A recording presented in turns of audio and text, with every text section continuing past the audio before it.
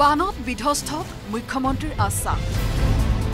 গোটেইখিনি ৰাইজে মোক কৈছে মই শুনিছো আমি যিমান পাৰো সকলোকে সহায় কৰিম বিধায়কক ব্যৱস্থা গ্ৰহণৰ নিৰ্দেশ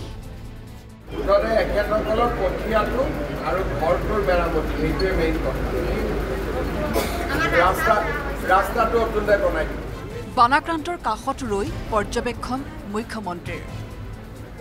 বিস্তৃত কাৰ্যসূচীলৈ গোলাঘাটত উপস্থিত হ'ল ৰাজ্যৰ মুখ্যমন্ত্ৰী ডক্টৰ হিমন্ত বিশ্ব শৰ্মা বান বিধ্বস্ত এলেকাত বানাক্ৰান্তৰ সৈতে মত বিনিময় কৰিলে মুখ্যমন্ত্ৰীয়ে কাৰ্যসূচীৰ অংশ হিচাপে মুখ্যমন্ত্ৰী পুনতে গৈ উপস্থিত হ'ল সৰুপথাৰৰ শিমলু চাপৰি বানাক্ৰান্তৰ স্বাস্থ্য অভাৱ অভিযোগৰ লগতে সমস্যাৰ বুজ ল'লে মুখ্যমন্ত্ৰীয়ে কণ কণ শিশুৰ সৈতে মাটিতে বহি কেৰম খেলাৰ মজা ল'লে হিমন্ত বিশ্ব শৰ্মাই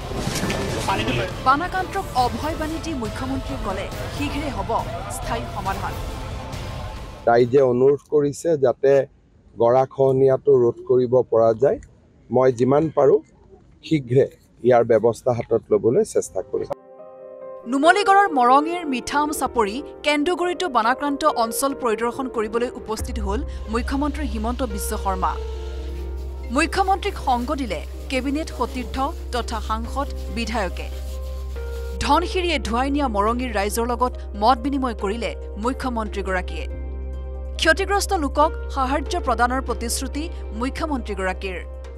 বিধায়ক মৃণাল শইকীয়াৰ তৎপৰতাত ইয়াতে ৰিলিভ হৈছে কিন্তু তাৰ লগে লগে আমি স্থায়ী সমাধানৰ চেষ্টা কৰিব লাগিব আমি ডেফিনেটলি কাম কৰিম খুমটাই সমষ্টিৰ অন্তৰ্গত মৰঙী খুমটাই ৰাজহ চক্ৰৰ অন্তৰ্গত অৰ্ধ শতাধিক গাঁও প্লাবিত কৰিলে বানে চৰকাৰী তথ্য অনুযায়ী প্ৰায় ২৪খন গাঁৱৰ ৭,০০০ পৰিয়ালৰ লগতে ৬,১৬৫ হেক্টৰ কৃষিভূমি অনিষ্ট কৰাৰ লগতে আৰু দুটাকৈ পৰিয়ালৰ বাসগৃহ সম্পূৰ্ণৰূপে ভাঙি লণ্ডভণ্ড কৰে ধনশিৰিৰ বলিয়া বানে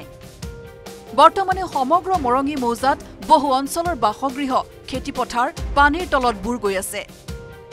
খুমটাৰ বিধায়কক মুখ্যমন্ত্ৰীৰ নিৰ্দেশ প্ৰথমে কৰা হওক কঠিয়াৰ ব্যৱস্থা তুমি এখিনি মানুহৰ প্ৰথম কঠিয়াখিনি কৰি দিয়া কঠিয়াখিনি আৰু সিঁচি দিয়াখিনিও কৰি দিয়া বাকী তোমাৰ লগত মই বাকীখিনিৰ কাৰণে কথা পাতিম গোলাঘাটৰ মৰঙী ৰাজহ চক্ৰৰ অধীনত কেন্দুগুৰি প্ৰাথমিক বিদ্যালয়ৰ বান শিবিৰ পৰিদৰ্শন মুখ্যমন্ত্ৰী হিমন্ত বিশ্ব শৰ্মাৰ কাৰ্যসূচী মৰ্মে বোকাখাট সমজিলা প্ৰশাসনে নুমলীগড় উচ্চ মাধ্যমিক বিদ্যালয়ত স্থাপন কৰা মডেল বান সাহায্য শিবিৰ পৰিদৰ্শন কৰে মুখ্যমন্ত্ৰীগৰাকীয়ে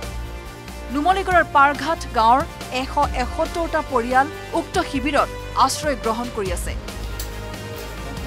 চলিত বানত বোকাখাট সমজিলাৰ মুঠ ১৪খন গাঁও বানৰ কবলত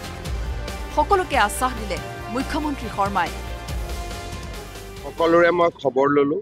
স্বাস্থ্য শিবিৰো অনুষ্ঠিত হৈছে ডক্টৰসকলৰ লগতো কথা পাতিলো যাতে ডায়েৰিয়া আউটব্ৰেক আদি নহয় ৰাইজেও গোটেই সহায়খিনি পোৱা বুলি কৈছে অৱশ্যে ঘূৰি গ'লে তেওঁলোকৰ ঘৰ যি ভাঙিছে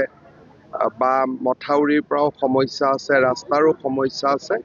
গোটেইখিনি ৰাইজে মোক কৈছে মই শুনিছো আমি যিমান পাৰো সকলোকে সহায় কৰিম বানপীড়িত অঞ্চলৰ পৰা দেৱাশিষ গৌতম প্ৰণৱজ্যোতি শইকীয়া ইউনিছ আলী আৰু ধ্ৰুৱজ্যোতি ৰাজখোৱাৰ report news 18 Assam north east